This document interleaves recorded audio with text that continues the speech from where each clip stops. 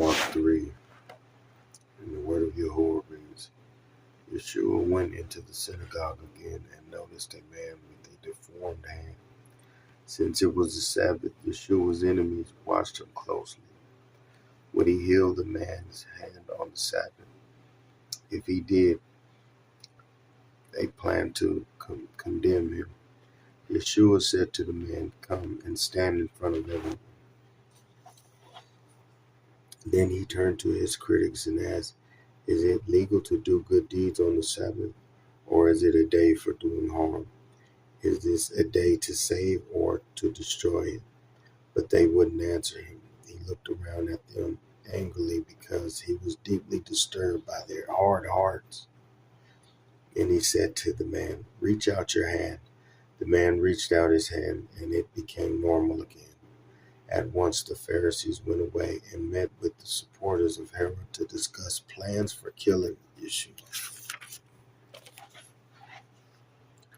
Yeshua and his disciples went out to the lake, followed by a huge crowd from all over Galilee, Judea, Jerusalem, Idumea, from east of the Jordan River, and even from as far away as Tyre and Sidon.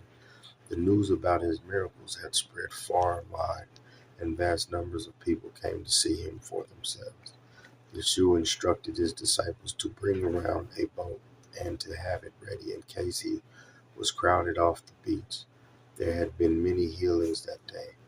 As a result, many sick people were crowding around him, trying to touch him. And whenever those possessed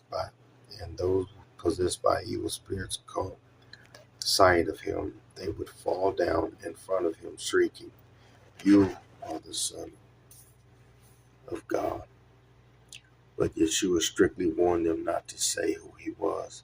Afterward, Yeshua went up on a mountain and called the ones he wanted to go with him, and they came to him. Then he selected 12 of them to be his regular companions, calling them apostles.